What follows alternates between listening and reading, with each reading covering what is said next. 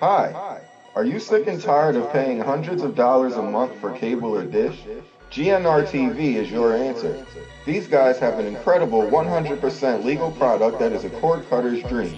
For as low as $25 a month, you will get over 400 HD channels, including all major sports packages, pay per views, premium movies, and entertainment.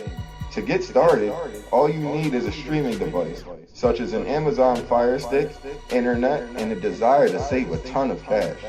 No contracts, no credit checks, no hidden fees.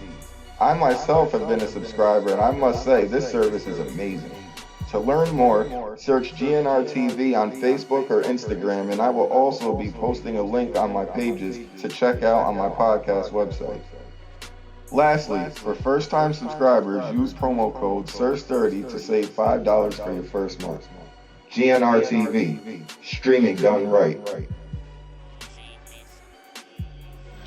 Ladies and gentlemen, boys and girls, children of almost all ages, with parental consent, the sick twisted minds at Sacrificial Pond Productions brings you a new style of horror film, like nothing you have seen before.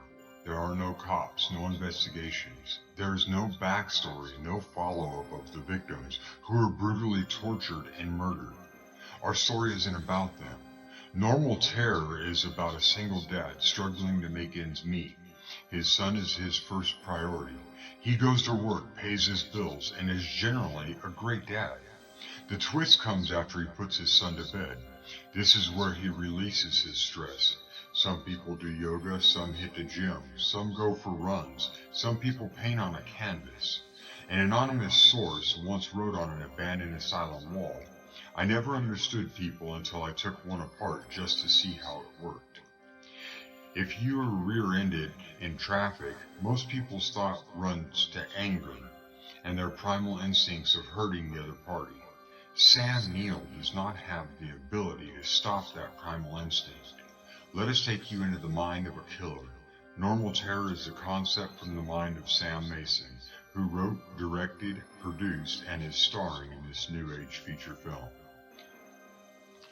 Let's get slicing and dicing with Sir Sturdy horror fans. On this podcast, you will hear me and a guest do some movie reviews, random funny horror chats, and whatever else comes to mind. So tune in, kick back, relax, and always remember, I'll see you in your nightmares. Well, just Jason's mask.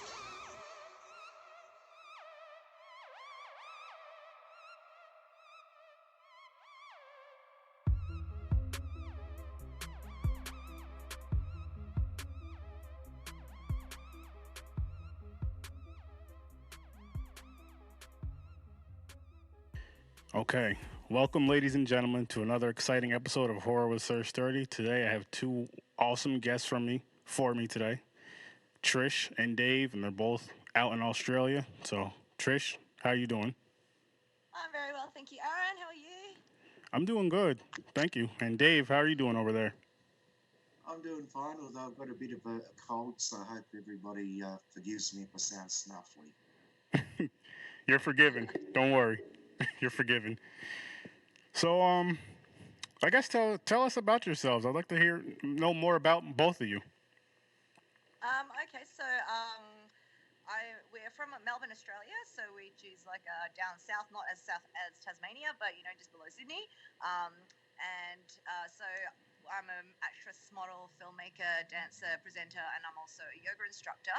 And David and I have been collaborating for the last couple of years, and we've been doing a whole heap of different film projects from a TV series, a hosted horror show called Horror House, to doing a whole heap of little horror comedy skits, which is under the running title of Tales That Broke My Brain, but they're very, very different skits. So it's sort of like a Twilight Zone, but done in a short film sort of mode, and all different styles of genres with different guest directors coming on board, and a lot of the same crew and a lot of the same general crews, but just so churning it out. David's just been working like a madman behind the scenes. He writes these scripts, he produces everything, comes up with the props, and goes nuts. And then we come together, have an amazing time, have lots of fun, have a blast on set, and then just get these out on YouTube. And he's been out there promoting us, and wonderful people like Itai from my indie has been helping to promote, like who connected us with you, Aaron, and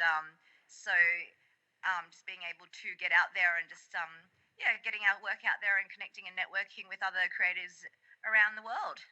Which is freaking awesome. So awesome. Yeah. That's the good thing. I know I was just, before we started recording, I was talking junk about technology, about how I love and hate it. That's a great thing about technology.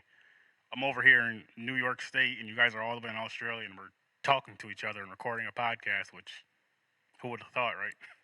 Yeah, exactly. You're in New York. I don't know why I thought you were in the UK for some reason, and I'm like, I thought you were in America. Like when I spoke to you, I'm like, oh, you're obviously American with your accent, but I thought from the email that you were in the UK. So okay, sorry, my bad. Oh, it's cool. Yeah, that's awesome. So you're in New York. Cool. You're getting mixed up with the guy that's been doing a lot of our music, Vinny Camilleri, who's in Liverpool. Oh, wow. Okay, yeah, I'm not sure because I thought I don't know why in my head I had thought it was going to be UK today, but that's awesome. That's okay. New York, awesome, yay.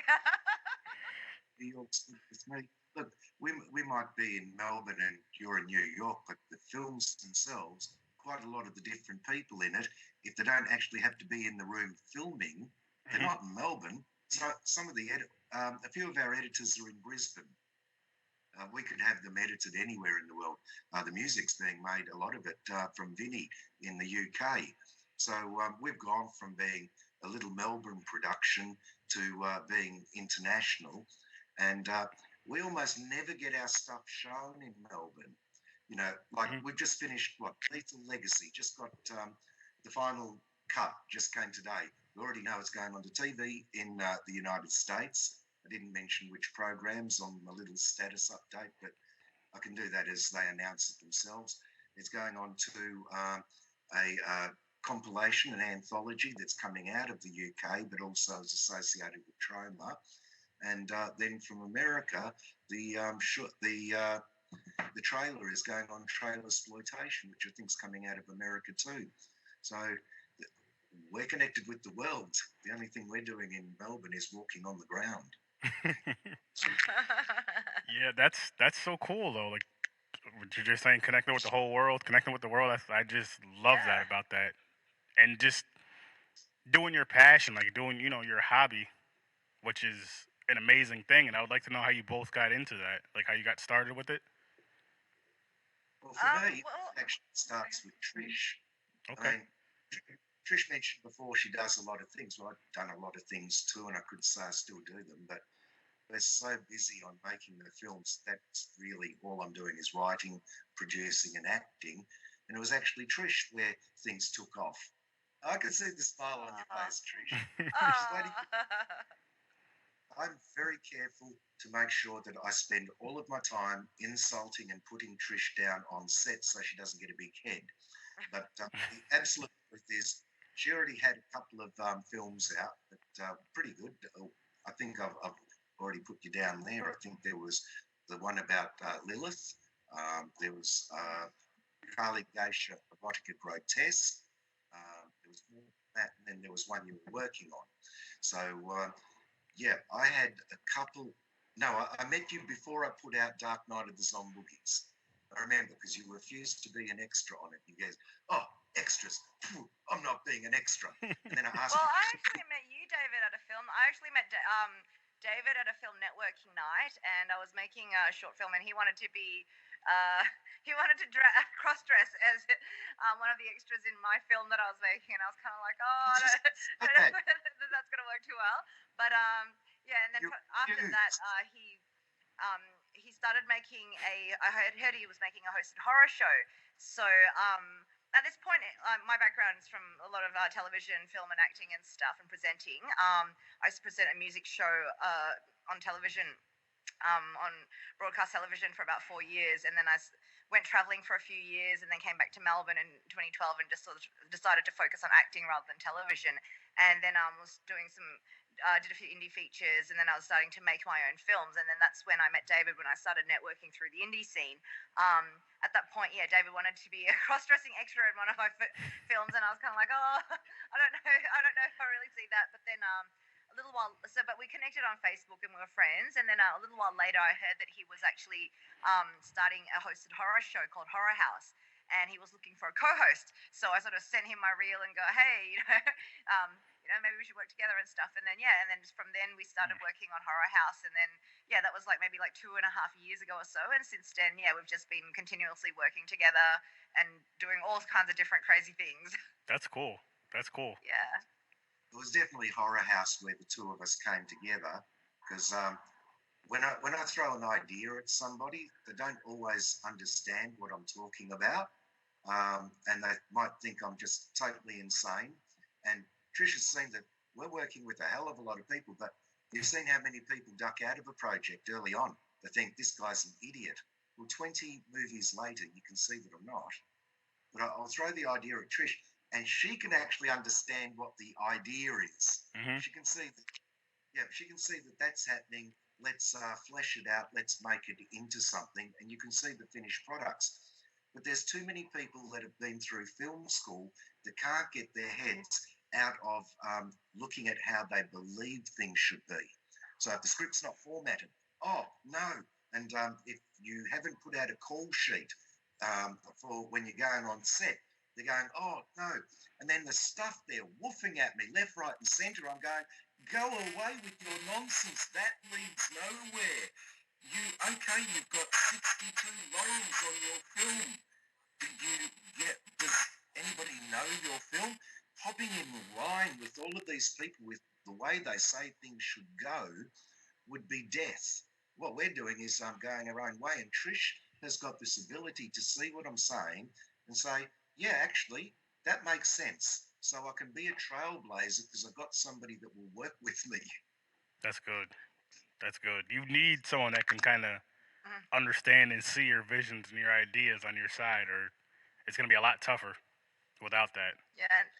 But just in saying that, David, I still think you're insane. But I'll just run with it. He'll come up with some crazy idea. I'm just like, okay, cool, let's just do it. What do you want us to do? Let's just do it. And and somehow it comes together. So, and I just know that sometimes I'm just like, okay, he'll come up with some crazy idea. I'm like, okay, that sounds good. He's like, let's be criminals and we're going to serve up fake body parts in the park. I'm like, okay, let's do it. And and then we made this little skit that was like totally improvised. There was not really, no script, but it was just a loose idea of we were just these two crazy criminals in the park serving up prop body parts, and as crazy as the idea sounds, and Dave was like, yeah, I'm just going to get people to come as extras, we're going to shoot this thing. I'm like, okay, let's do it. And so far Cannibal Barbecue, I think it's got about 50,000 views on YouTube, and it's just this weird, crazy sort of random thing that, I mean, if you said, yeah, let's serve up body parts in a park, in a barbecue, and everyone's just like, okay, but it works. So I just got to go, yeah, that's cool, that sounds fun, let's just run with it and have a good time. That was just the first of the run. That was the first of these movies that we've been doing. And so it was just the first of the run, and it wasn't 100% unscripted. I wrote what I wanted the people to do, what their reactions were to getting body parts. Mm-hmm. So we had that down. It was just how they were going to do it, and the words that they were going to use was up to them to improvise. So, yeah, for I think it was Frank Otis, I already said, you're going to drop your dressing gown, you're going to be wearing women's clothing underneath. For Axel, when he pooed himself, I said, you're going to end up pooing yourself. So I had bits and pieces written down. But, the scripts are usually a bit tighter than that, but not written up to where it says this is an exterior shot, because I think that's too obvious. Mm-hmm. It doesn't tell what the camera angles are, because I think, in fact, we don't storyboard. We're just getting down and getting onto it. And I don't know, is it 20 movies we've got up at the moment, Trish? More? I'm not sure. I think every filmmaker has a different way of working. So on a lot of my own projects, I do, like when I work as a director or producer, I do everything. I do storyboard everything. I have my shot list and everything. David, I guess the way you work is probably a little bit looser, but I think in the end, it's all about just collaborating with your friends, coming together and having fun, especially when you're doing this on a passion level. You know what I mean? And we're just basically helping each other out. And when we work on a certain project, we know who's the captain of the ship. So if it's David's project, it's like we'll work in his way. Do you know what I mean? And David, you tell us what you want us to do, and we just do it. And I know my lines. I come into set, do what we listen to the director and everything, and we follow that vision. And David, recently shot a action web series of my own, which is still in post, and David was in that, acted in as one of the characters in that, and he's come along and so I think a lot of it just comes down to collaboration, and then knowing that everyone has different ways of working. So a lot of filmmakers still work in that more traditional way. I think David's way is a little bit more freeform, and but I mean, he manages to make it work. So I think it's just, and one of the things is, I guess, just having that the passion for it, and just being able to the dedication to it. And I must say that's something I really admire about David, is that he spends a lot of time, you know, after the film is made. A lot of people are just artists, and we're just like, yeah, we're just going to make this film, and then we can't be bothered promoting it and everything, and kind of leave that to more, the marketing and production side of things, which I think David is amazing at that, and he just works tirelessly, just getting the films constantly out there. So yeah, so I think everyone's a little bit different in that sense of how we work, but in the end, it's about creating a product, and just especially on a passion level, it just you got to have fun, and you got to enjoy what you're doing and the people that you're working with. Agreed. Definitely agreed. I can even say the same thing with podcasting. I mean, maybe not as deep as that, but I'll say, well, as far as me as a podcaster, I'm similar to David. How he's more free form. I'm like a freestyle with podcast. I don't take notes at all, just because I'm like, it's just because you're just having a conversation about what, like, we're talking about, you know how you guys came into this, but we're having a conversation about horror. If I take notes, you'll know I'm reading my notes. It'll sound like I'm reading a book, and that's not fun. It's not natural for me. Versus some other people, they're different. They take notes. It works better for them. It's easier for them, and it works perfect for them. And they can't just pop it out of their head out of nowhere. So I guess we all have our different styles of doing things to reach that same goal. Whatever works, you know what I mean? Yeah. Well, I get this done on set similar to what you just said. I give everybody their lines, but I tell them, don't spend a lot of time trying to memorize those exact lines. Just get the general gist of it and make it you, so that it flows. So if somebody, if the words were, you pesky varmint, and the person got, you bothersome bugger, I'll go with you bothersome bugger if it's like, you bothersome bugger, as opposed to, you pesky varmint. One will work and the other one won't. So it's like, don't get too hung up on the exact words. Become the character, get the gist of what is trying to be said. And once you said it, even if you said it in your own words, keep getting it the same way. Otherwise, we'll never cut it together properly. I like that. I like that a lot. So what got you guys... Oh, go ahead. Well, I was going to say that Trish was saying it, we're at the indie level, there's no budget. The thing that will really carry every single movie is the actor themselves. They're the storyteller. So we don't have the money for giant explosions and giant monsters and stuff. So really, when the monster comes out, it's really going to come down to the actor and how they convey the fear and the emotion of seeing the monster that's going to draw the viewer into it. I think with Hollywood, they're pumping money into monsters that look fantastic, and everybody's raving on about Godzilla. But I tell you what, that latest Godzilla is the worst acted movie I've ever seen. They've got the best actors, people who I love from other shows, and they barely bat an eyelid. You really, like, if you imagine, how would I react if this giant monster was coming? You'd be, ah! Nobody's doing that. It's like, okay, so if we adjust this and do that, we should be able to hit the monster at a such and such angle. I'd be saying, hurry up and press the bloody buttons. No, the monster's going to kill me. So, I mean, we're getting somewhere without the budget because the actors know how to act. Yeah. I think it comes back to the vision of the director. So like I was saying, everyone's got different ways of working. And I mean, like, I haven't seen Godzilla, but I remember you telling me about it, David, and it just comes back to, if you know they're good actors and they were amazing in other shows, maybe they weren't given very good direction on a certain film if they don't shine in that film, you know what I mean? So so that could sort of come through. But Yeah, I haven't seen Godzilla myself. I just saw the trailer and I was like, oh yeah, that looks interesting. But yeah, I know David wasn't very impressed with it when he said he watched it. I went to the screening that the movies put on, that the company put on, because I was so right. And the trailer that I saw wasn't even the movie. It was all the special effects from the previous Godzilla. It looked absolutely amazing in the trailer. So maybe I got the wrong trailer and went expecting something else. But getting back to what you said, I do agree that it's quite often the directors, because I went on a lot of sets and I'd start acting and they'd go, no, can you tone it down? No, can you tone it down a bit more?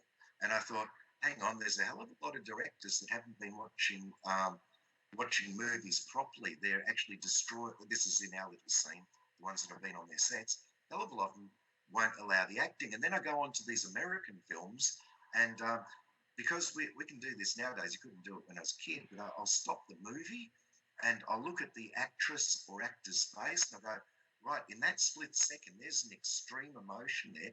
And I go for another half second and I go, boy, they went from being on the verge of tears to being really angry here.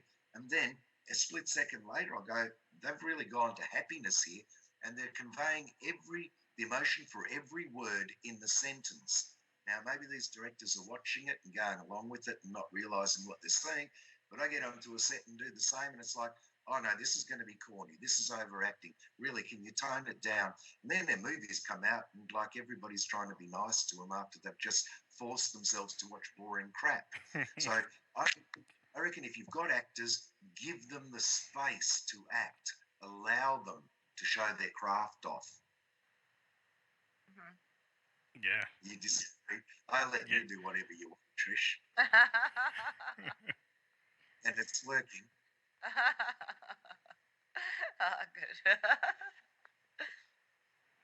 Good. That's awesome. I like how you have a big passion for that though. You actually care about not only what you're putting out there, but what you're watching, and you're looking at it because you're looking at it from a director's standpoint. So you're seeing a whole bunch of things that I probably just missed. I'm like, oh wow, this is a great movie. And you're like, Aaron, that movie was horrible because of this, and this. Oh no, good and bad. It's really just comes down to, doesn't matter if it's technically great or whatever. The question is, did you enjoy it? So it doesn't matter Good if you're point. a critic or if you've got no idea about movies at all. If you enjoyed it, it was a good movie. That's true. That's true. Now, do you guys have a favorite horror movie? Like I don't know if there's like an old. Oh, there's a lot. There's a lot that I do like. What I've been getting in the most recent one is actually a real classic that I didn't know about until one day I was at a friend's house and he was like, you would love the Human Centipede," and Oh. and I just found it so perverse and so awesome. Like so I think, and I love things like, yeah. So this sort of like not so much like Dr. Moreau, like the whole thing of like creating something, anatomy. I loved anatomy. Saw. So something just about that. But yeah, Human Centipede, and and always like I love things like The Evil Dead. Especially the third one. I think when they go back in time, that was another one of my favorites. So yeah, but I love, yeah, anatomy probably was another one of my. So I really like things that are, yeah, to do with like a little bit of experimentation, you know. So Okay. and I think part of the reason why I like The Evil Dead was because he had his boomstick, like, you know, his sawn off hand that he chopped off, and so this thing about just it's sort of like, because I'm a big fan of like action movies and Marvel and X-Men, so it's sort of like a horror turn evolution kind of thing, I guess, in this perverse kind of way. Okay. I think yeah, so yeah, and so probably I know Human Centipede is like a really old movie, but I only found out about it not too long ago, and when I found out about it, I was like, oh my god, this is amazing. And most people are like, ew, that's so gross, but yeah, I think it was pretty cool. So yeah. I'm of the similar mind to Trish and really get into the schlocky stuff, but I'm actually going to choose a different movie. Not because Trish chose the stuff that I'm into, but I reckon The Exorcist. That was mind blowing at the time. It was suddenly a movie came out that was 100 times scarier than anything else that had ever been seen. And to this day, it still scares the crap out of me. We even took an idea from The Exorcist. just in the shoot that we did in the park with what was it called? Babylon. Oh, Babylon. okay. Yeah. When I looked at the spider crawl of Linda Blair, I started looking at other unique gates of various horror movie monsters. First one I looked at really was Tar Man. Do you remember Tar Man in Return of the Living Dead? Vaguely, yeah. Yeah. Wherever there's been an interesting and different way that a creature has moved, there's always been what set it off. And so I looked at the Linda Blair one and I thought, that's a fantastic idea. And we spent 3 nights working on just how the monster was going to move. On FaceTime. And so David's like, and sometimes his descriptions are not so not so clear. So he's like, oh no, you need to put your leg over your shoulder and then take your other leg and then put the other leg over the shoulder. And I'm like, oh, I don't think that's gonna work. And then we were like, I was like in fits of laughter. I'm like, I think it looks a bit retarded and I can't really move or looks a bit like weird. Like not in a good way. Like and then but then anyway, like yeah, I figured out what he wanted to what he was trying to say, but it sometimes things got a bit lost in translation, but yeah, it was quite funny. But yeah, we worked it at the end. I gave up and said close enough is good enough, which I always do.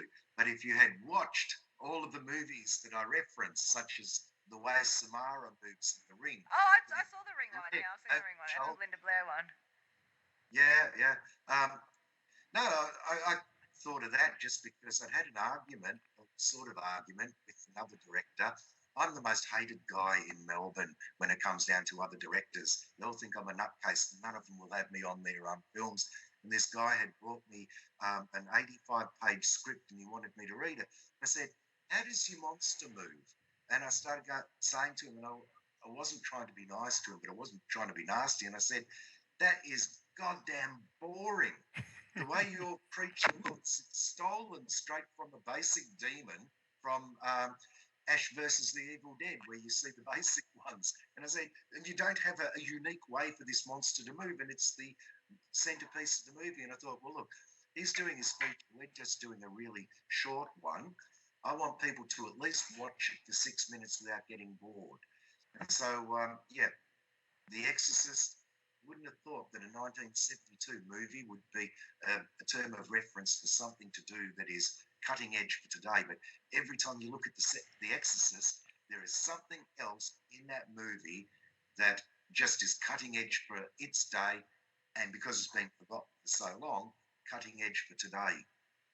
You couldn't even do The Exorcist now. You cannot have a child actor on the screen going, "Your mother sucks cocks now." Oh, are we allowed to swear on the podcast? Oh yeah, of course. Swear away. Now, the little girl didn't say that. It was actually somebody else doing. A woman did the voice for it that got put to her mouth, but you still couldn't do that today. Yeah. You couldn't. A child victim. You couldn't have a child victim masturbating with a crucifix, for instance. And truth to tell, I don't even want to script something like that. But the point is, it's in there, and it is scary as all hell. The Exorcist. That movie though, that movie was, I mean, it was before my time, but that movie was way ahead of its time, as you were saying, and just.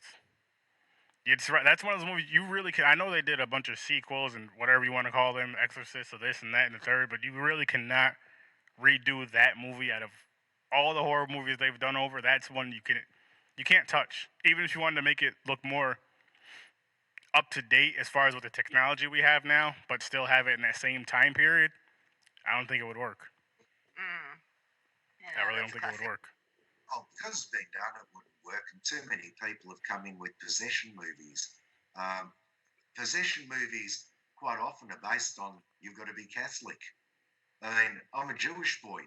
As if somebody's saying, the power of Christ compels you. That doesn't have any effect on me. You'd have to be a Catholic to have that as an effect. You need to get beyond people's religions. I mean, Australia, back when that came out, and I didn't see it when it came out because I was like 8, but Australia was a white Christian country predominantly, so I scared all of the white Christian kids. You know, that crap didn't scare me. everything else scared me. No, I get that. Yeah, people have got to understand we're in a different world now. We're very much a mixed pot. There's none of. I believe America had the same stuff that Australia had. We had a white Australia policy. So, like I was discriminated against too because not being Christian. But now you want to make a movie, you have to think the person that might be watching this could be a Buddhist, they could be a Muslim, they could be they could have any religion. Let's not base our horror movies on a need to believe in one particular religion. I agree. So yeah, they remade The Exorcist as a series recently. I loved it, but I'm still not Catholic. Yeah. I still don't. Yeah, I still don't believe some priest bringing out his prayer book is going to save the day. That show was actually, I agree, it was pretty good. And the only reason why I stopped watching it because it ended up getting canceled. I was like, there's no point in me finishing this season trying to catch up for a show they just said, we're done. That kind of bothered me with that. I hate that. Oh, it was so well done, but I could. It possibly was cancelled just because they've taken an old idea. They really needed to rework it. Now, people think, oh, when we rework stuff, let's take all of the boys and turn them into girls and turn them into transgenders. And let's do this and that. It's like, no, write a new movie that actually makes sense, that the person happens to be transgender. That it actually makes a difference to the movie. Make a movie, everything that you've got makes sense. Trying to take The Exorcist that was presented to a white Christian society and throw it into today's society, I'm not surprised it got cancelled. They're pandering to a small percentage of the community. Yeah, I could see where you're coming from with that, but I mean, a lot of horror fans will still watch it either way. But I do get what you mean by that. It'll turn some people off because of the religious aspect of it. I found myself compelled to watch it, not by Christ, but camera angles. There's so much I could look at in that movie and say, this works and that works. There's still a hell of a lot that I'd like to do with movies that's got absolutely nothing to do with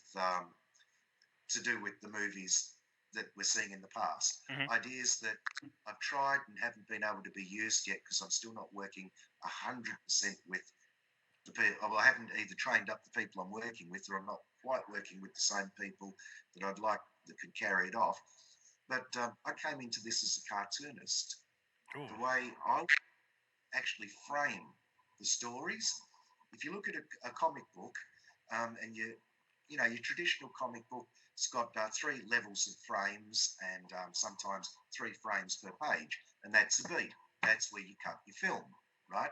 So I'll be talking to people saying, "No, I want them cut on the beat, and I want this to go with the heartbeat, and I need it at 135 beats per minute."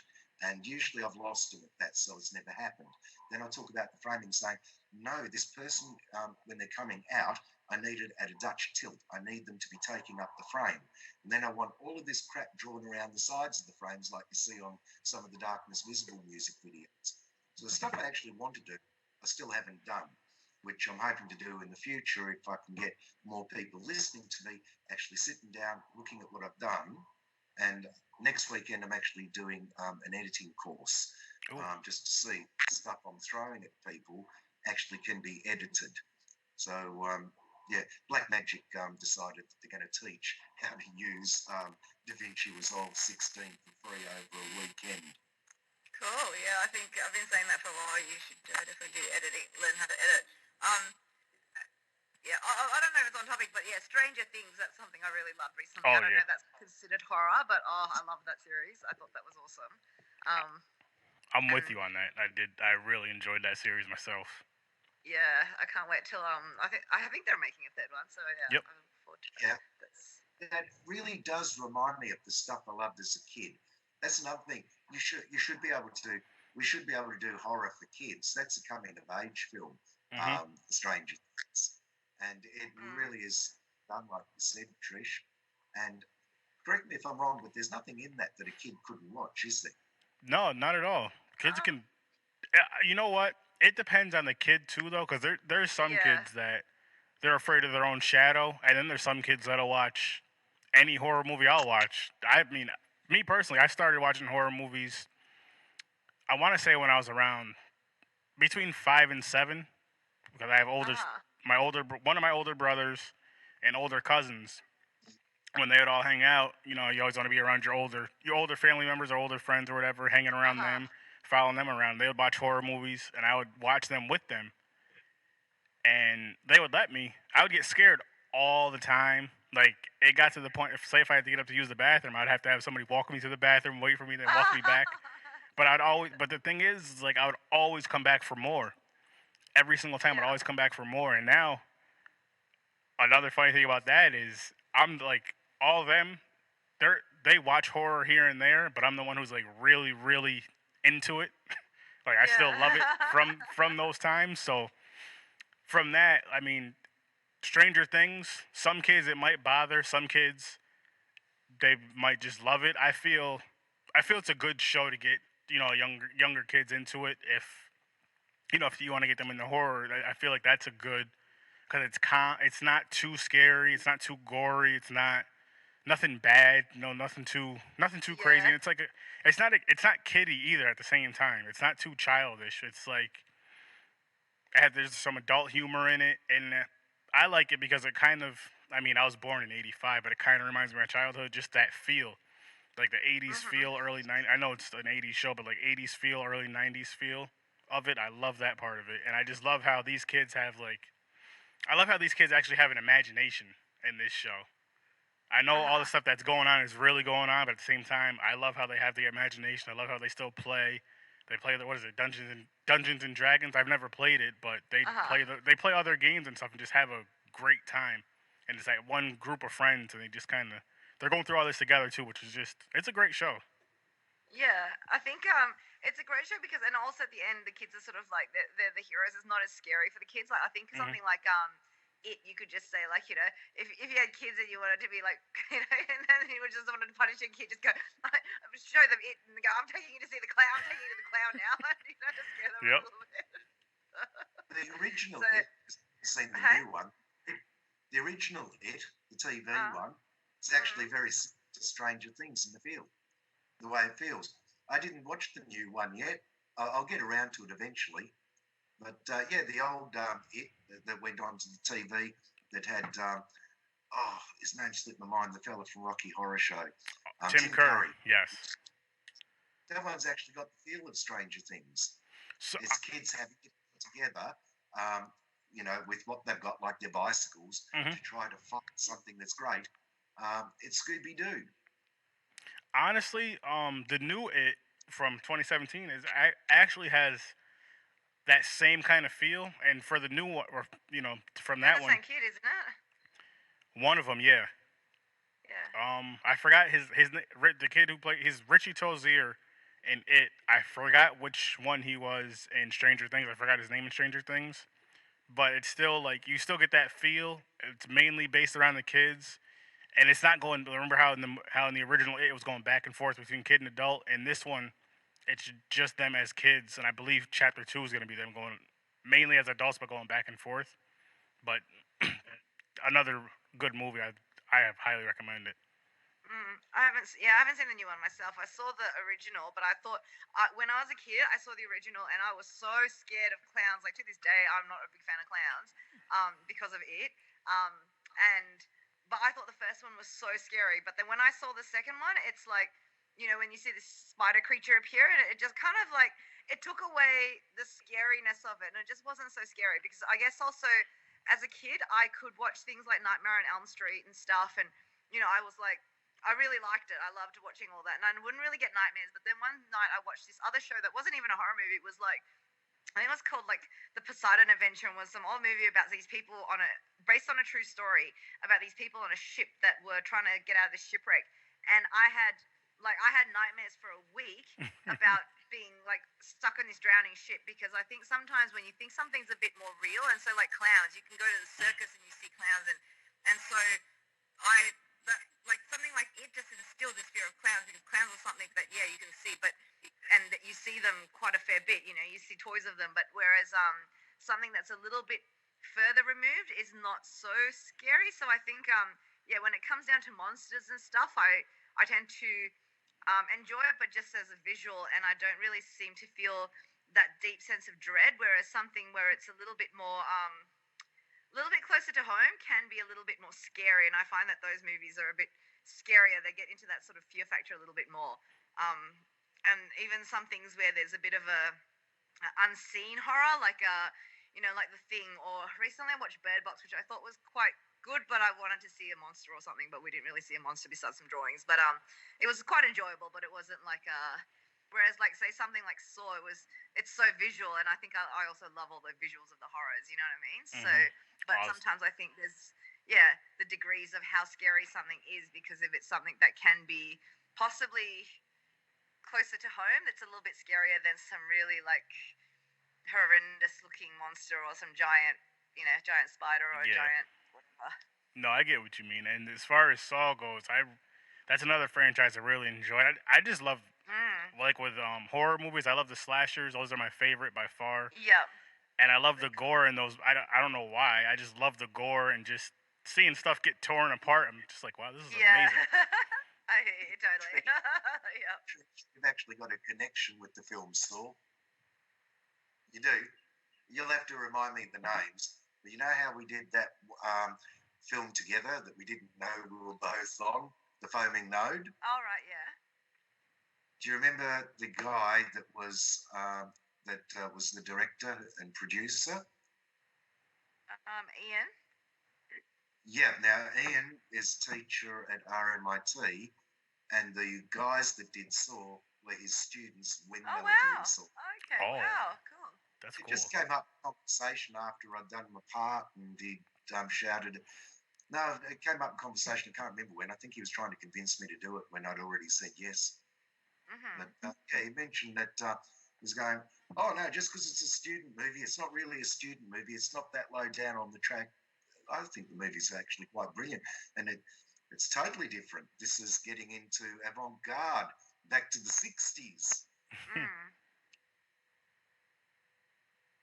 Yeah, you were saying that what you like is the stuff that you can really believe.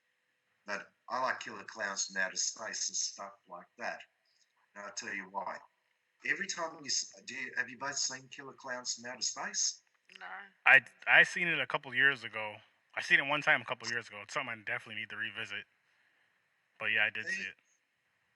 The first thing that the person that scripted that had to think about every single thing that happens with clowns. And they managed to catch everything from small clown cars to popcorn, the amount of thought for every scene, even shadow puppets. Then after that, he's got to think in depth a lot of different things to make each thing real and to make it funny.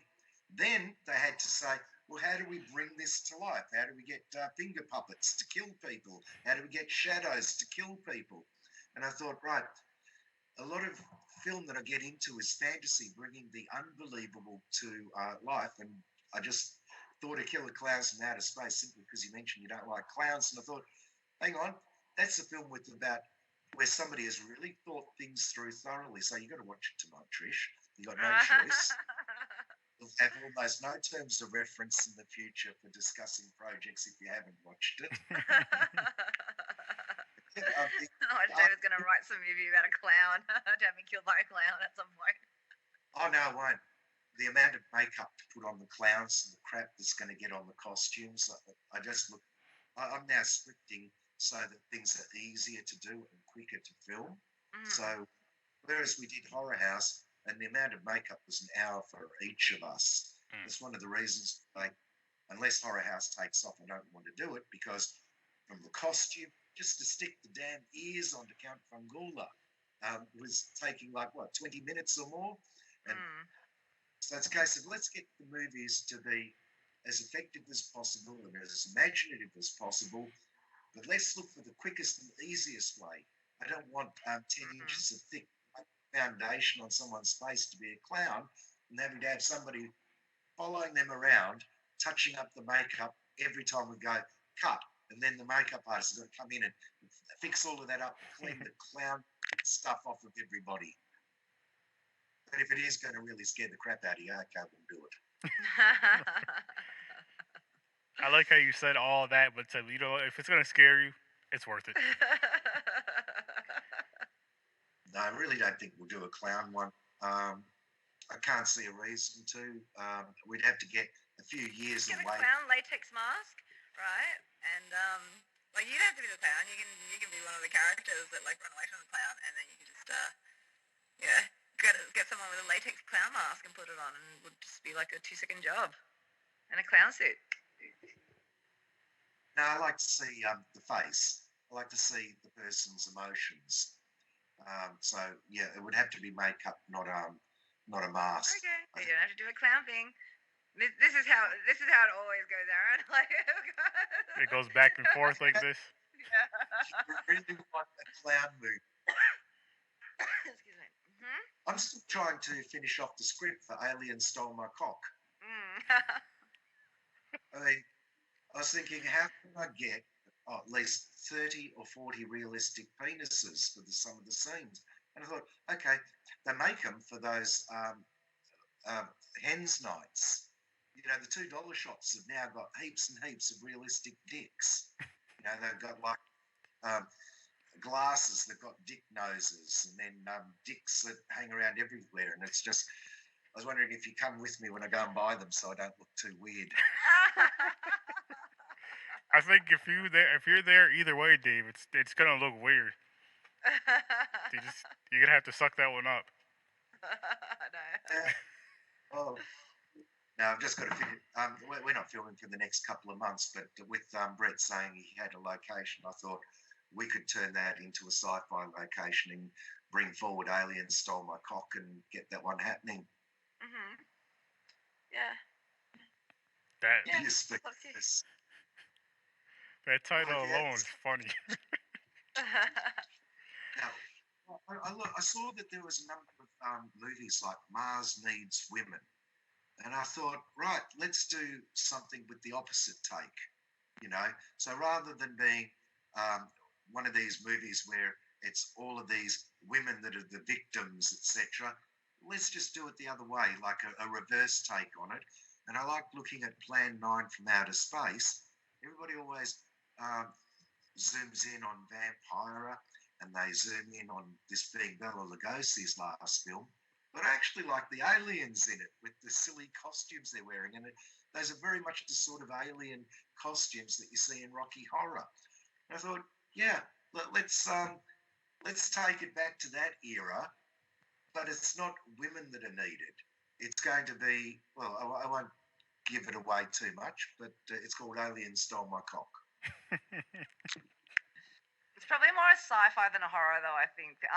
But like I was saying earlier, they're all different genres. Pardon? Oh, no. It's horror sci-fi because I find the whole idea of losing your cock to be horrific. I agree. It's very horrific. Think of Alien itself. It is a sci-fi, but isn't it horror? That's what I was wondering because, yeah, I love Alien, but I've always considered it a sci-fi, not really horror, because like sci-fi action kind of movie, you know, and I never considered it horror, but yeah, I guess. And then I read somewhere that someone was saying that was a horror movie, and I was like, oh wow, I never considered that as a horror movie because, yeah, I guess because it doesn't. Yeah, I don't know. It just didn't seem like. Yeah, it didn't seem like a horror movie to me, but it just seemed like an action sci-fi. So yeah, I guess things can fall under different genres, you know. Yeah, blending genres. There's nothing wrong with that. When I pick up a storybook, if you think of Game of Thrones, that's also romance.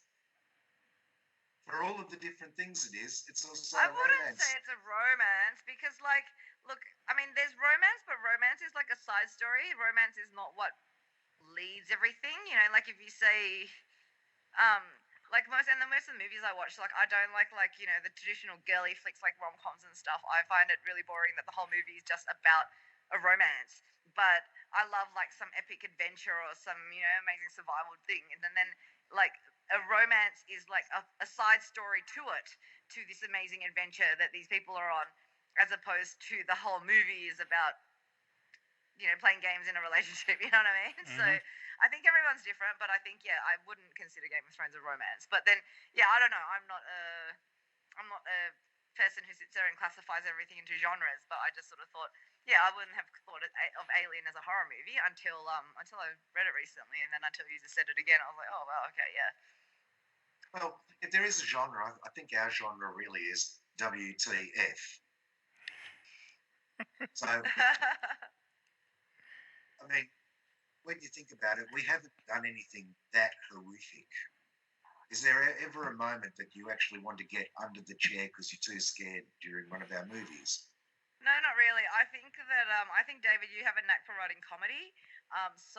And I think a lot of it has been different genres, but the best ones that I love, like the scripts that make me laugh, the actual comedy scripts are what I love most, and I think that's where you have a real knack for writing is comedy. Well, that's why you shouldn't be rude to the director of the story writer. I just remembered Amy Stole My Cock is the one where you wear the salad bowl on your head. I'm now going to stick with that. Oh man! I thought you were anyway, so regardless of what I said, so it's like, Oh no, there's a lot of times we get on set and I've got my mind made up. It's going to be this way, and we get there and you change stuff at last minute. You go, hey Dave, can you go get the pizzas for everybody? And I come back and it's like, my God, Trish took over and she shot it the way she wanted anyway. So, you'll do that to me and I'll come back and I go, hey, how did the salad bowls look for all of the aliens? And let's say Gerardo's doing it. He'll say, what salad bowls? And then Trish is just looking sheepishly over somewhere else. I think 1950s alien women have to have salad bowls on their heads, like the Green Lady from Lost in Space. Makes sense to me. Now we go for costuming that is as cheap as possible, but cheap but effective.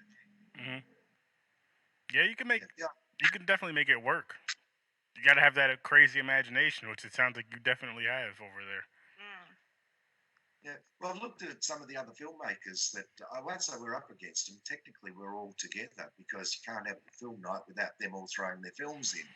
But they sometimes see that they're up against me and they'll throw their ideas and they'll say, that costume, that's going to cost you like $800-900, right?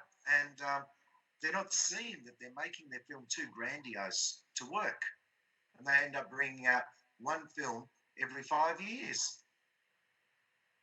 Well, the reason why I got into a lot of actors was because I was seeing a lot of their stuff. So you see them in one movie, but you forget that you see them in the next one and the next one, and you start to say, yeah, I'm a fan of that actor. I think that actor's very good.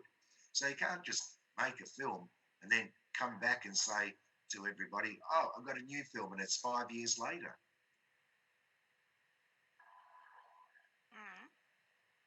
Oh, the point is just not getting grandiose. I do think salad bowls are a great costume idea, no matter what you say, Trish. Yeah, that's fine. I think in the end, it's just having the idea and having the vision and being able to execute it properly and having a good direction, being able to pull it all together. Like another really good film that I really liked. I don't know if this is also considered horror, but Cube. Have you guys seen that? Not yet. I haven't seen that. Cube. It's like these 6 people wake up in this little room, right? And then they start talking and they find out that they're all got special skills. And then they notice there's 4 doors on each wall, and there's numbers on top of the doors. And then they open a door and they have to figure out how to open the door. And then they go into the next room, and every room is like booby trapped, maybe booby trapped in some way. But if the 6 of them work together, they can figure out. So and then it's like trying to get out of this maze of so it's a little bit like Saw in that way, but then there's like lasers and this and that in each room, but they all have combined skills that can help them to navigate through this maze to try to get out of this cube. But basically, that whole film is shot in one little box, right, and with 6 actors, and it was so well done, and it's really suspenseful. It's a really good film, so it's kind of like suspenseful horror sort of thing. There are some gory bits when things happen and then they get trapped, but other than that, it's just it's just having the idea and being able to execute it well. And you said it's called Cube? Yeah, Cube, CUBE. It's like quite old now. It's probably like, I don't know, maybe like, it was made a while ago. I remember seeing it. Like, yeah, ages ago. But I did really remember going, wow, it was really cool. And then and then we worked out that that's all shot in one room with 6 people. You know what I mean? And I'll have to check that out. except for the last shot, yeah. So Well, the best films do stand the test of time. I mean, I still like Metropolis. I think when was Metropolis? 1929. That you're familiar with Metropolis? I'm not. heard of it, but I haven't seen it. Oh, I think I've seen some. You probably linked me something, David, before, and I'm sure you will later. But no. I think it's what where they're doing is actually going to see it on the big screen at the Astor. They probably show it once every couple of months. It's 1929, and anyway, I feel that it stood the test of time despite being a silent, because now people make genre films and will actually go and try to make something like that. But if you go 10 years later, you've got The Wizard of Oz. That's 1939. That certainly stood the test of time. We're doing, I forgot what the one we're doing with the flying monkeys is called. But we're doing one where we're taking off the flying monkeys from The Wizard of Oz. Are you about to say you haven't watched The Wizard of Oz? Oh, I've seen that.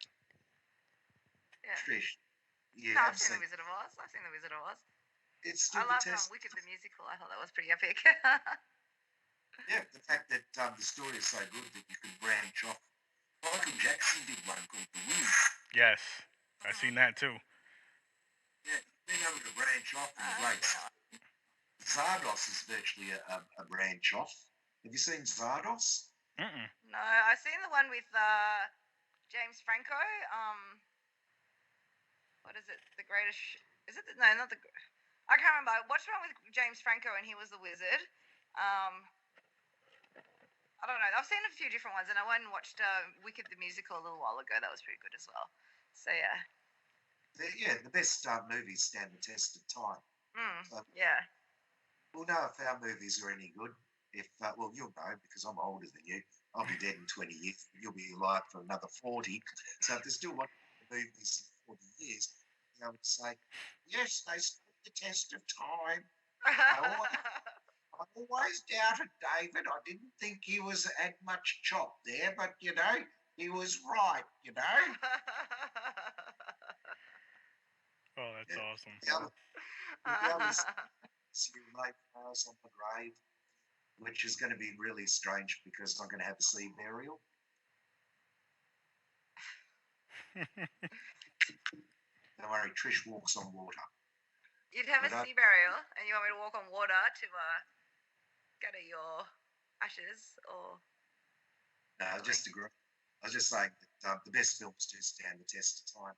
So another thing is to look at now and say, will this be as funny? Will this be as scary? Is there another level to this that will actually give it a longevity? So will these stand the test of time? I think something like Life, Love and Death will stand the test of time because we've got amongst all of the silly stuff in there, there's a very deep spiritual concept in there that is pretty mind-blowing. Sex Robot might not. I know that one's your favourite, but that's really based on a lot of things that are physical that are happening right then and there. Mm-hmm. There's Life, Love and Death. There's an underlying idea.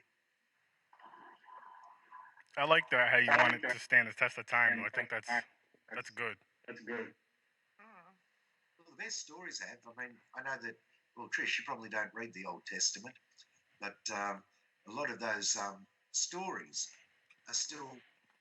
You read the stories that made the Old Testament. You got into the Enuma Elish, the Gilgamesh. Oh, that's because it's based on. A lot of those Bible stories are based on older things. So, so a lot of the films that I make myself are actually based on like mythology. So I made a film about Lilith, who's the original wife of Adam, who was created at the same time as him. I made a film about Inanna, which is based on the goddess Sumerian tablets of goddess Inanna. So that is in the story of the Testaments, but I'm not following the Bible. It's more the fact of no offense to Christians, but it's based on like the Sumerian tablets, which are one of the ancient texts. And then I made another film, which is a horror called Kali Gisha Erotica Grotesque, which is based on the goddess Kali fused with other genres. So I think, yeah, like I think a lot of stories. I think someone said once as well. I was reading on some screenwriting site that there's actually only a certain number of stories that exist in the world, and everything is just a combination of different ones. And then a lot of the times, people just spin them in their own ways. So I think in the end, it just comes back to the vision, the way it's executed. You know what I mean? So you could have a great idea, but if you don't know how to put it together, if you have bad writing, if you have bad actors, if you don't know how to shoot it or direct it or edit it, it's going to come out like crap. Or you could have just a simple idea, but if it's well executed, it can come out really well and that might stand the test of time. So in the end, it just comes back to, putting it together. And in the end, it's like if you have, a big studio behind you, you have big budgets and everything like that, great CGI and a big team, you're more likely to get something. But it's not always guaranteed. Like Game of Thrones season 8, you have all these budgets, but it's not going to be guaranteed to be that great. But other times you could just be doing it just for fun and with your friends, and if you can execute it well, then hopefully you can have something that people can enjoy and that you can be proud of, and just go, yeah, we made something pretty cool, and we had lots of fun doing it, and hopefully people give us money later, So yeah. I think you just made the point in there with from a while back. You were saying Game of Thrones season 8 wasn't that great, big money. In that, things move so fast at times that the viewer wasn't drawn in. And you're saying, look, there's I think they say 7 stories that's all there is. And I've got to talk the same thing. In order to hook into the way people have already been trained, you're using one of these 7 stories that's already been made. The idea is this: if you draw the person in, you've connected. So you've got a great story. So you don't have to have a multi-billion-dollar budget if you draw them in. Game of Thrones had massive budget season 8. They did draw people in, but only very rarely. Most of the time, things were just happening too fast in your face, and they had a lot of disappointments.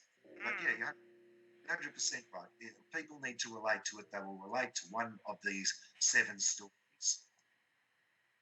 I think that's where we're sort of managing to get a large number of films out in a short time on a low budget, and it's wherever we're connecting with people. Which again is important, connecting with people, and as Trish was just saying, having fun. I think that's a big thing people forget to do is have just. I mean, I know you want to get like, as far as movies go, you want to get the right shot, you want to get the good shot, the great shot, and all that stuff. But at the end of the day, you still have to have fun, so it doesn't seem like a job, I guess. And you're just like, it's like, oh, I got to go record with David again. Damn it.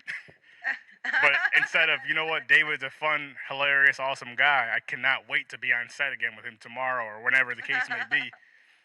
You don't want tension. Oh yeah, Exactly. Things went wrong for me in the indie movie industry. So if I go back, I think it's about 3.5 years ago, and I was just going onto people's sets as an actor. Things were going wrong for me because these sets were unhappy. Extras were bitching and gossiping, and people were fighting it out for stuff.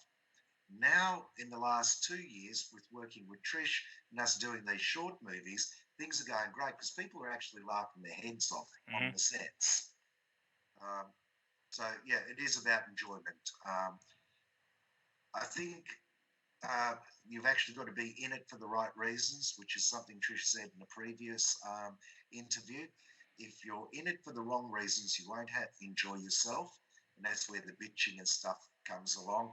Because somebody's there and they say, I'm in it because I want to be a big star.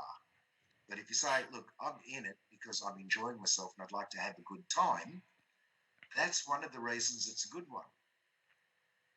Agreed. And it's the same thing with podcasting. Like, back in October, I was at a horror convention, and I was on a panel with other podcasters. I remember somebody asked us a question of, do you make money podcasting? And we were all like, no. If you want to come into something like this, as far as mine with the podcasting thing, I'm not saying you can't make money, but if you go in there expecting to make money, you're not gonna last. You're not gonna enjoy it because you're gonna be looking for that paycheck. Exactly. But if you're going into it how I am, just as a hobby and just having fun with it, you're gonna put more. You're gonna put that hard work into it just because not only to get something fun out there for people to listen to, but you want the feedback of as far as like, hey, I enjoy listening to your show, or hey, how can I come on your show because it's a cool show, it sounds fun, this, that, and the third. But if you're like I said, if you're into it, like, oh, okay, well, you know what, I want to put out X amount of shows and I expect this amount of money, and you put out half as many of those shows, and you don't even get $1 for it. You're like, oh, what's the point of me even doing this? And you just give up. You gotta just have fun. I think people forget the whole fun thing. Actually, Exactly. is keeping a dream alive that it will pay off one day. Yeah. I mean, I'm not going to stop just because it doesn't pay off, but there's nothing wrong with dreaming of it. And there's nothing wrong with dreaming that it become really big. But if it doesn't, like you said, if that's your motivation, well, then you're really in the wrong thing. Because how many people actually manage to turn their acting or their artistic pursuits into an actual living?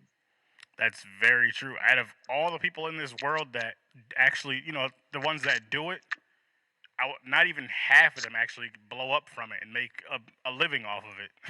So, you know, if there's 100 podcasters, maybe one will be the one to blow up. I don't know how it is with movies, but you know what I mean. Like it's rare. Maybe even say 1,000 podcasters, and that one will do something.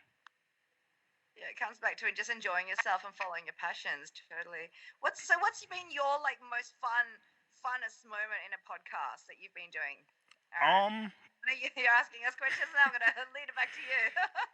Honestly, every episode is different. Like, cause a lot of my episodes I recorded with close friends and my brothers and stuff, and so we feed off each other, and it just goes. It goes. I don't know. I can't say I have the most fun moments.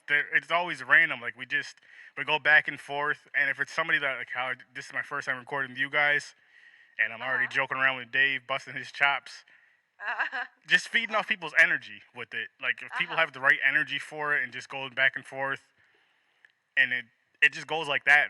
There's always a funny random topic on here.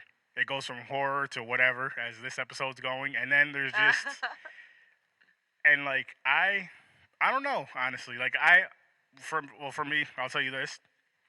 With my episodes, right? I'll send them. It's like say when this one's done. Well, later. It'll be later today. But I'll send it to my brother. He's my producer, so he'll do what he has to do on his end and send it back to me. And when I put it out to the public is when I first listen to it. So there's times like I have a few episodes in the archives that I haven't put out yet. So when I go back and listen to them, I'm just like, what the hell were we talking about? And just start just laugh. And I live like. When I listen, I work in an office, so when I listen to my podcast, 9 times out of 10, I'll listen to them at work. So I'm over there working, laughing at my desk, and it's just every episode. I'll say this: every episode is fun and funny in their own ways. I don't necessarily have a favorite or least favorite episode. It's just kind of how they all flow different depending on who's like I said, depending on who's on there with me, and it's just I love it though. It's so fun. Okay. It's a great passion, and it's Where's that passion come from? So, like how we were talking about, like passion for telling stories, or like for me personally, it's like passion for acting or being able to play all these characters and tell a story. And David's sort of like creating these little things and his visuals and stuff. Where does your passion for like creating the podcast come from? Is it from a love of horror or just connecting with like connecting with people, whether it's people across the world like us, or whether it's your brother or your close friends or other filmmakers in the States, or what's the passion that drives you? honestly, it's all of that. Like it started from just the horror aspect, but then it grew from the horror aspect to just meeting new people, to talking to people across the world. And as like, well, I mean, obviously, I've never heard of this as a kid because I wasn't around then. But just growing up, I'd never thought that I would be able to do something like this as a hobby. And going to like horror conventions and meeting people that are in all these movies, I never ever thought that I'd be able to do that. Like for example, I'd have to say my favorite franchise, Friday the 13th franchise by far. I grew up watching that. I used to watch it on there's a channel called the USA Network, and every Friday the 13th as a kid, that's what came on was the Friday the 13th movies. It would play like most of the franchise, not the whole not the whole series, but most of them. So I'd watch those Uh-huh. every single time they came on. And this past October, I got to sit on a panel with a few people from Friday the 13th Part 7, which was Cool, yeah. amazing. So, again, I never thought that I would be able to do something like that. Just not Yeah. even with this podcast, I never thought that that would happen. And then I brought my podcast to a con, and at the con, I want you to do, excuse me, for the podcasters, it's called ScareCon. We get in for Uh-huh. free. We get in for free. We get two media passes, a table, and two chairs. Yeah. Anything extra you have to pay for, which I'm perfectly fine with. But Mm-hmm. the thing is, they're like, okay, well, we're giving you this, but we need you to do some panels for us. And I was like, yes, sign me Yeah, up, nice. please. Yeah, So awesome. Living the dream, yeah. yeah, and another cool thing about the cons and stuff, and another cool thing about doing this podcast is you meet so many cool people. Like at the cons, you meet other fans, and then as far as like the actors and actresses you meet, it's cool how humble they are and how laid back and how nice they are. Cause Uh-huh. you're going like I'm going there to get their autographs, yeah, and you're paying them to get their autographs, but they will spend time with you and just talk with you as long as they can. Uh-huh. So if the line's dead, they'll talk your ear off, which I love.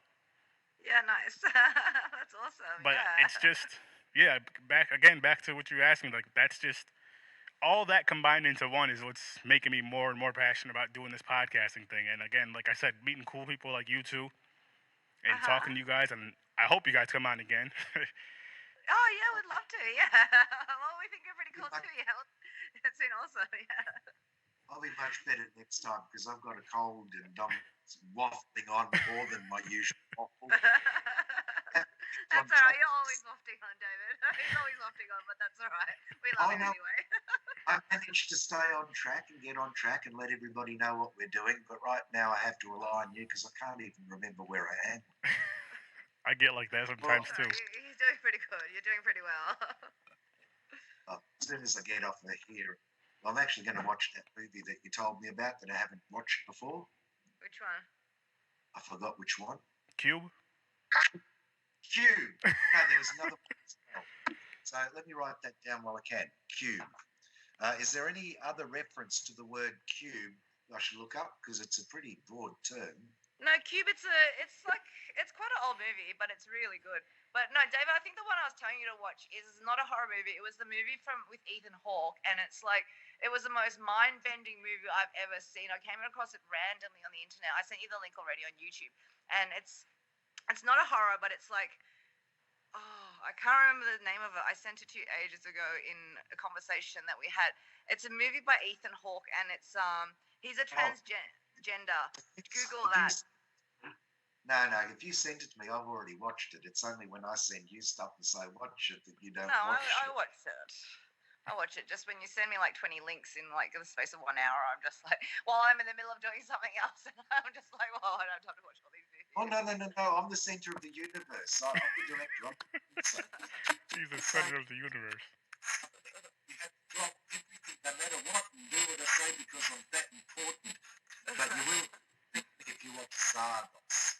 C-I-R-D-O-S. Zardos. Yeah, The Wizard of Oz one. Excuse me. well, it's not exactly Wizard of Oz. Forget I ever said Wizard of Oz because I don't want to wreck the film for you. So you watch Zardos. Okay. We were talking about it at the last shoot, where I was talking about, you know how we've got an upcoming shoot, and I want somebody's brain melted from the vibes that come out of somebody's mind. I'm not sure, but I'm sure when we get to it, I will remember. What it's called? It's fully scripted. You said you were in it. This is the one with the Sisters of Science. And I think so. Yeah, I think so. But yeah. See, as David has a lot of things in his head, and we all like we'll talk about one project, and it leads to another, and leads to another, leads to this reference. So a lot of the times, I'm just kind of like, yeah, it sounds vaguely familiar, but like when we are discussing a project, like okay, we've got this shoot coming up next week. Here's the script. That's when I sort of like delve really deep into it, and I go, okay, so then I ask about my character. But sometimes we just talk like this, and a lot of the times we're just kind of I don't know, like we're talking, we're just having fun, but sometimes we're just talking shit and just throwing ideas out there that I'm not actually committed to going, okay, someone's brain's going to melt until we've got it in a script and I'm going, yes, we're shooting in 2 weeks' time. I've got to memorize my lines now. What's my character going to be like? And that's when I start to really actualize it into my brain. The rest of the time, it's just like random passing conversations. It could be like, oh yeah, this was from this film, that was from this film. This is an idea, that's an idea. Throwing ideas around, and I don't like commit the ideas to memory all of the time, much of the time, unless it's a script in front of me that we're going, yeah, we're definitely shooting this in a couple of weeks. Got about 20 scripts that are actually finished and that we are going to shoot them. We vaguely know who's going to shoot each one, and that's from one of them. But understand it becomes real because now you go, oh, here's the deadline. Better start getting it together now. And that's 1 week before. That's why you can't remember this other one, which is cool. But you got to admit that it's pretty good to know that you're in 20 more movies and you don't have to waste time on a desk read, on going and trying out, and all of the other things the other directors waste time with. The time, if you added up in a year, if you were going off and applying for other people's films, the amount of time you'd waste before you actually hit the actual time when you're filming, that's the time we're using to do the other 20. Mm-hmm. Does that make any sense? Yeah, I get what you're saying. Yeah, look, I already know who I want acting in my films at the point where I'm scripting them. That's good. That's a good thing, though. Like you're saying, that cuts down. I'm guessing. I don't know anything about it. I'm guessing cuts down, like you're saying, on a lot of time. Mm-hmm. A lot of time, a lot of expense, because if you're going to have auditions and that, you have to have a room. You have to spend a week organising it for all of these people to come in and to get them stuff. Then you've got to spend time going through it all later. It's this is a new world. In the old world, people used to film stuff. You had your physical film that you'd sit down and you'd cut. There was less outlets for everything. The world we're in today, you've got to have a lot of volume and you have to be out in a lot of places and everywhere all at the same time. You don't turn on the TV and find you've got 5 stations. Well, you're getting us out there, David. Like David's been like I said earlier, David works tirelessly behind the scenes, and he's been getting us out to, at the moment, I think was it like 5 continents so far, and I'm like, David, you need to get us into South America. So lots of different states in the US, around Melbourne, Sydney. Not sure if there was a Brisbane kino show. Have we got Brisbane yet? But so lots of different places, and then even like in he's talking to distributors over in Africa and a few different countries in Africa, in Asia, in Japan, in like North America and the States, and in Canada. So yeah, it's just, and he works like tirelessly, and I'm amazed sometimes. Like I'll be, coming home from work, and I'm just like, and he'll be messaging me going blah blah blah blah blah. We're talking to this person, that person, and I'm just like, oh wow, David, I have to go home from work. I'm exhausted, and I'm thinking, hang on, David's just been working full time as well, and he comes home and he spends like, I don't know, 6 hours a night just networking with people, and yeah, he's like a machine. So yeah, like hats off, man. Like so it's amazing being able to have I guess like friends and collaborators to be able to work with, that do all this kind of stuff, because I guess like for me, I'm an artist. I love acting, I love my craft, I love coming up with ideas, telling stories, and breathing life into my characters and into the worlds. But sometimes it comes to all this just constantly getting out there to people and emailing them and going, hey, do you want to screen my film and everything? There's not a lot of people, I guess, in the film industry that put so much time and dedication into it. And yeah, David is definitely probably one of the hardest working people in that sense that I've ever met. So yeah, so definitely big respect. It's a respect thing. If Trish is going to take her time and come and do it for free, go onto the set. Mm-hmm.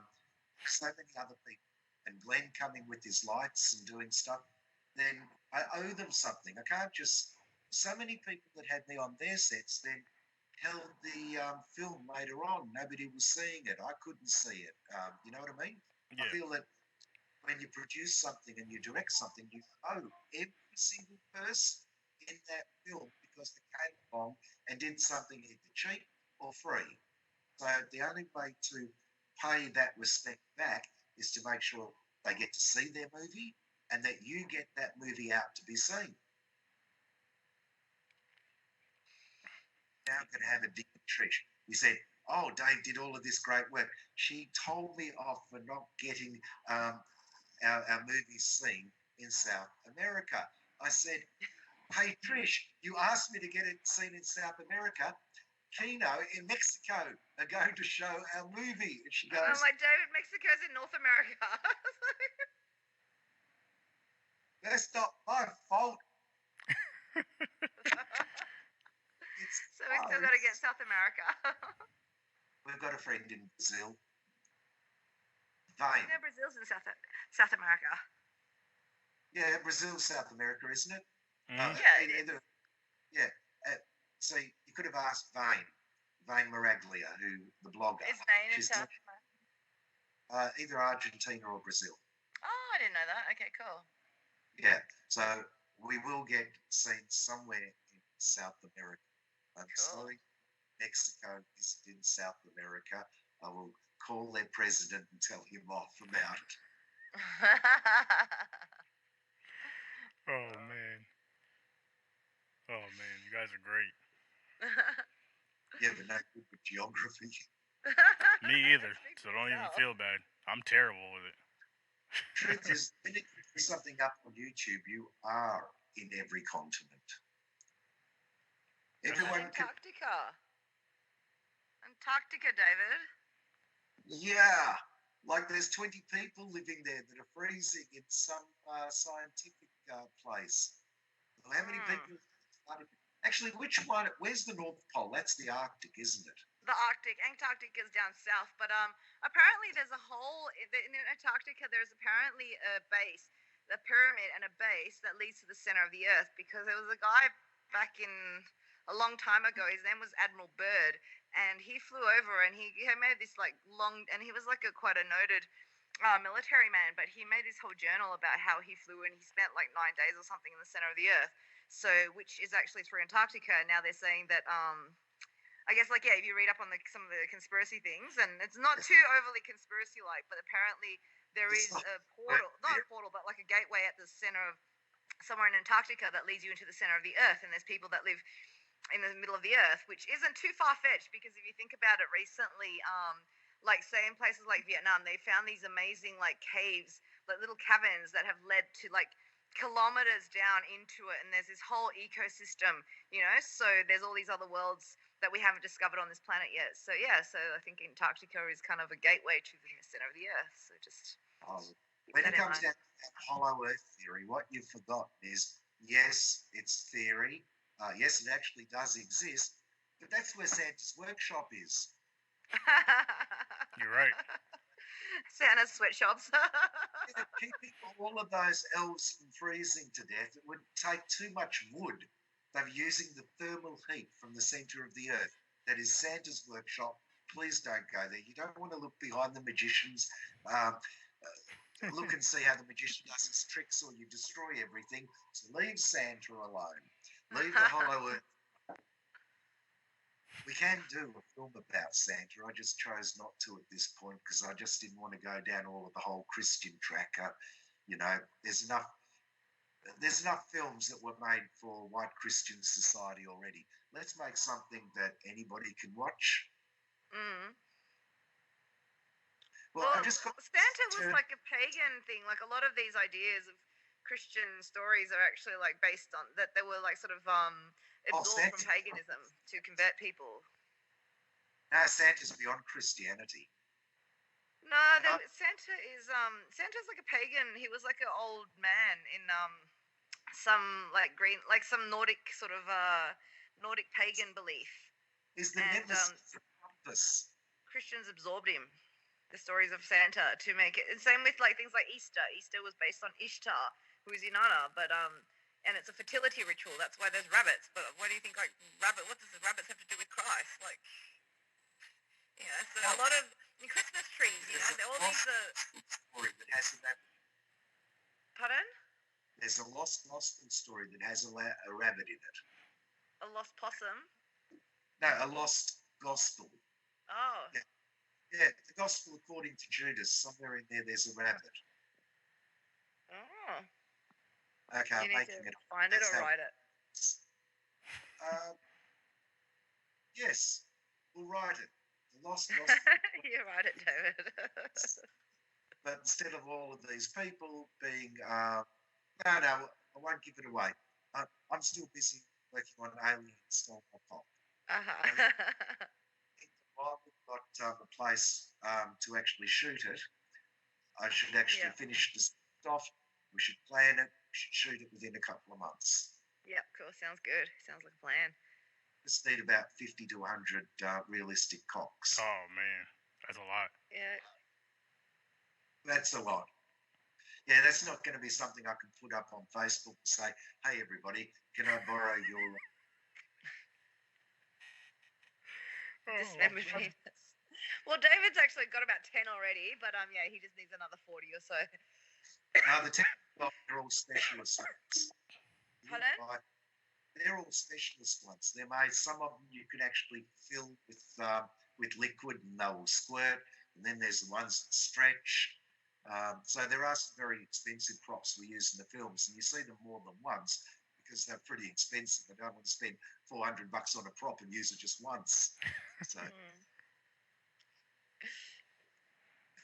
for that sort of thing, I think just going to the $2 shops where I'll be able to get enough of them. Yeah, I think that's a good idea. If you can get them like a necklace of them, you know what I mean? And even if they're smaller, you could always just cheat the shot and then make it look like there's a lot. Yeah, just go off to the butchers before the shoot and just pad it out with a whole lot of frankfurts. Yeah. It's fun sitting there thinking, how will we make this shot work? That's the whole fantasy aspect. How can you make people believe that this is that? You could do it. You could do it on green screen as well. Yep. We'll get that Pardon? I can't hear you. We'll get that up as the next shoot. Cool.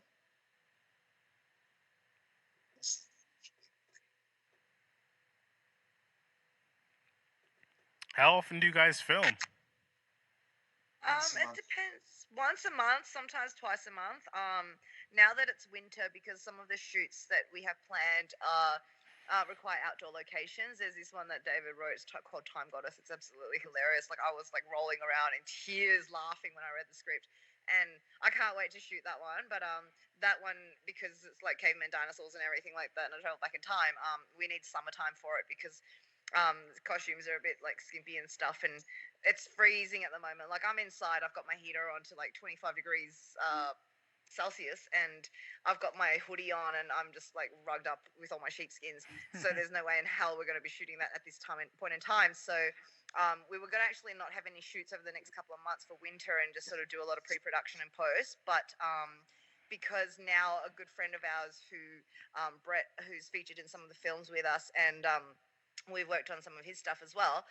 He's got a new big warehouse space. He works with a place called the Fitzroy Art Collective. So they're a collection of artists and they do galleries and stuff. So now that we've got the warehouse and a sort of a more versatile kind of venue, David's thinking about sort of pushing forwards a few shoots and being able to shoot them in the new location. But yeah, so that'll.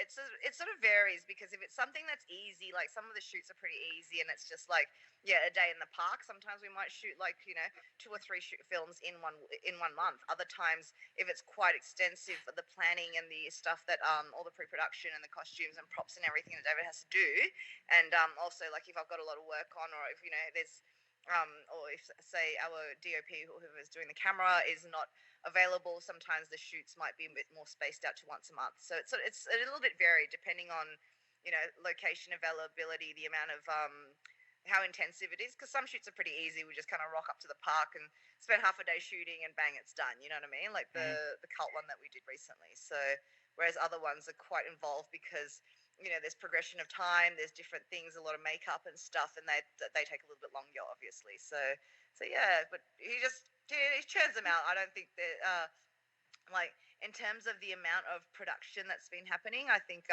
there's not a lot of people in Melbourne that sort of are producing this much content at this level. Like I think maybe like content creators on YouTube are able to do it, but I think a lot of them also get paid by YouTube. They get paid by sponsorship.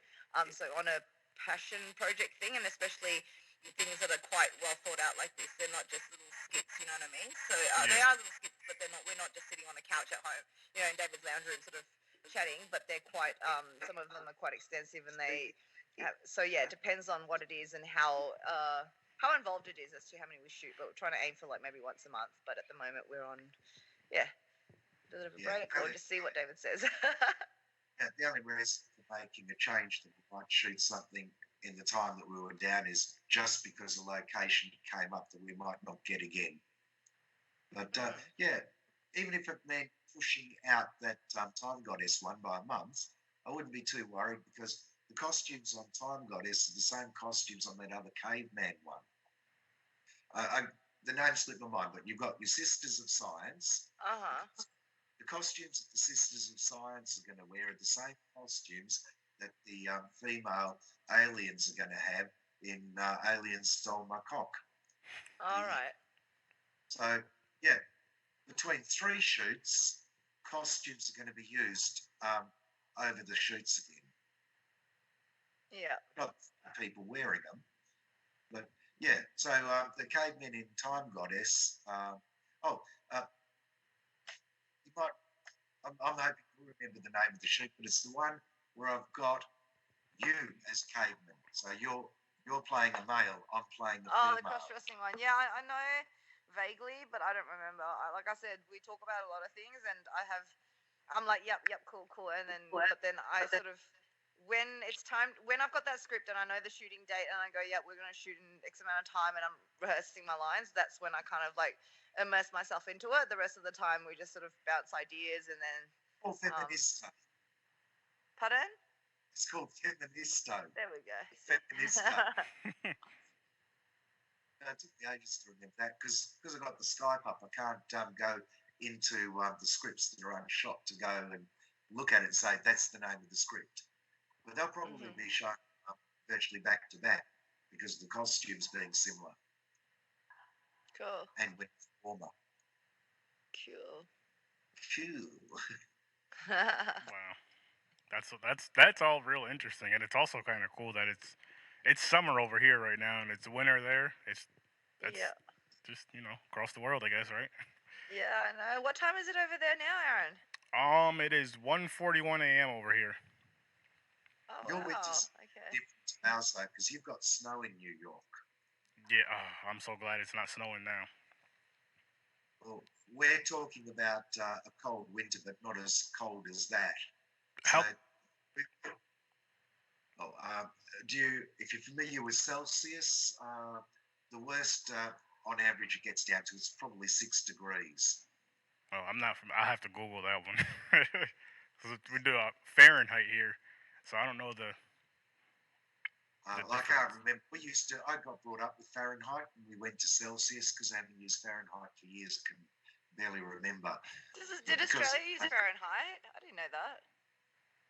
Oh yeah, we went metric in 1972, so I got brought up with inches. I got brought up with the whole imperial bit, and then the following year we had to change, which is why I'm quite often giving you measurements and that bounce between inches to millimeters, and when it comes down to weight, I still got no idea with kilograms. I'm still in pounds. Oh. Yeah, it's just cool how things are so different, but still the same at the same time. Yeah, exactly. We actually expected to know both, but you're going to be a geek because your models are in millimeters, for the tabletop board games, but you move them in inches. Mm-hmm. Yeah, that's why Dale knows about inches. But look, I don't. Like, I have a ruler, I have a tape measure, and I have Google. That's 2.45 centimeters equals an inch. That's why she never wins at these. Pardon? You don't win at Warhammer because you I don't don't know. play it. I don't play it. Don't say anything bad about Warhammer. We will lose fans. We should do a Warhammer style shoot one day. Yeah, you write it. You write it. You just tell me what. You just tell me when. Yeah, I'll speak to her for about 3 months about it and get it all scripted up. She won't look at it 2 days beforehand. She'll ask me all the questions that we answered over the months. Yeah, because like us, like we have so many things that we talk about, and I can't. I can't run around with so much in my mind because it gets confusing. You know what I mean? So, because it's your vision. You just organize. Figure out what you want, and then when it's time to come, I'll say, "What do you exactly want me to do?" It's just like, like what I was saying earlier. So someone needs to have the vision and be sort of steering the ship. Like, when it's my project, it's like, yeah, I'm holding all this stuff in my head. I know exactly what I want, and then I just tell my actors, this is what I need from you. This is, just learn your lines. This is your character, and but the producer, the director has to hold everything in their head, and it's like, if you are filling up your actors' minds with like 20 other things that's not in this moment. Like when I'm performing, I just want to be in the moment, and I think a lot of my life I try to live it like that. So it's like, yeah, I write everything down. It's like, even you might be working on all these projects, but when I go and teach a class, I go teach a yoga class, I'm not thinking about anything else except for what we are doing right in this moment. And I think that's kind of the best way to, at least for me, to live my life, is just be really present in the moment. And yeah, we can talk about all this cool stuff, but anything that's important, I write it down, or I'm going to say, you write it down and you just tell me when it's necessary. But and then that way I'm more free to just flow and enjoy each moment as it comes. You're definitely excused that you don't have to learn your lines while you're teaching yoga. I know, it's...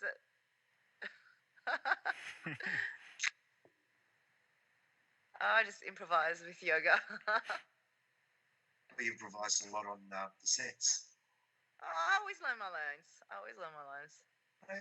There's room to improvise, and there's room to make the actual character your own. Yeah, I always learn my lines, and then at times if I go, oh, that just sounds clunky, I don't not necessarily improvise it, but I'll just change it to have the same meaning, but I will make it just sound more natural, because I think in the end it's just about being believable on screen. 100%, that's my attitude too. In your films, though, I just memorise the lines exactly as they are, because I don't understand any of it. Oh, Davy, your feet, they look so bad, Davy. I am mortified. So I just do the Oh, we better not get into talking about your feet. Yeah, no. It's a whole Trisha, Debbie. It's a whole other topic. David found a wiki feet page about my feet. Oh, wow. Yeah. I was looking up something. There was a wiki feet and the most popular feet on the planet Earth are yours, Trish. I'm sure there's lots of other feet on wiki feet, but yeah, feet is a thing. So yeah. Yeah, but not as popular. Excuse me. Want to wrap this up if you're not well. Pardon? Say that one more time. Trish, if you're not well. Sorry? He was saying. Did you want to wrap? I can't hear you. Did you want to wrap this up? Yeah, that's all right. We can. Yeah. Start wrapping it up if you want. Yeah, Aaron looks a bit tired. That's cool with me too. Yeah, I mean, again, thank you both for coming on. I would love to have you guys on again. This was a really good time. Yeah, well, thank you so much for having us. It's been an absolute pleasure. Sorry for keeping you up so late as well. It's perfectly fine. It's fine on my end. It's the weekend now, so that's a great thing. Oh, okay. Yeah, lucky. Nice. Nice. Yeah, it's Saturday for us as well. So yeah, that would be excellent. Yeah, we'd love to come back on. Next time we can film it as well. So we'll schedule a time when I can have time to shower after the gym and have my hair nicely done and not full of sweat, and put some makeup on, and we'll look nice and presentable. And David might be sick, and yeah, we can do a little film thing or something. Yeah, that'll be fun. Yeah. I might be able to get a background like what you've got or something Yeah, then maybe if we do a video one next time, it could be possible that because I think a lot of the films are on Dropbox or on YouTube, Dropbox, Google Drive, or YouTube, and then you can even like they could get give you like time codes of different sections that as we're talking about it, or even like other films when when we're discussing other films, you can just cut in little overlays if you wanted to. You know what I mean? Just to make it more visual if you've got time. Otherwise, yeah, just an idea. Oh yeah, so that people have a visual reference to. Yeah, think I about. can definitely do that, and then I can put it like right here where this thing is. Yeah, cool, exactly. Yeah. For some of them, and then I can also do it. I can also do it like for the video edits, either before or after. I'd have to play around with it 'cause I'm still getting used to that other program. Yeah. But I can do both. Cool, I just put on loop that bit where Trish is giving birth with life, love, and death. Just have that. Oh man. Things out. But this was a really fun and funny time. And again, like I said, I really appreciate you guys both coming on. Can't wait to do this again with you guys. And do you guys have anything you want to plug or put out there? My mind has turned to mush, and the amount of stuff that's coming out, I'll have to leave it to Trish to mention. Okay, well, we've got quite a lot of projects at the moment, but I guess most of them you can see, so I won't plug all the different pages. You can check out David's YouTube under Darvis Black, and most of the videos that we've made are on there. Can check out my YouTube if you want Trisha Devisha, TritaDevisa, or on Facebook under the same Trisha Devisha Official. David's channel pretty much has got most of the videos and most of the shorts that we've been talking about over the evening, or over the interview. So you go on there, and then you'll find links. And and so thank you so much for having us, Aaron. It's been an absolute pleasure, and we look forward to chatting with you again soon. Oh, you're very welcome. It was fun. Thank you. Thank you again. Have a good night, you guys, or a good afternoon. Yes, you too. All right, thank you. Bye-bye. Have a good one. Thanks. You too. Bye. Bye. And as always, I'll see you in your nightmares.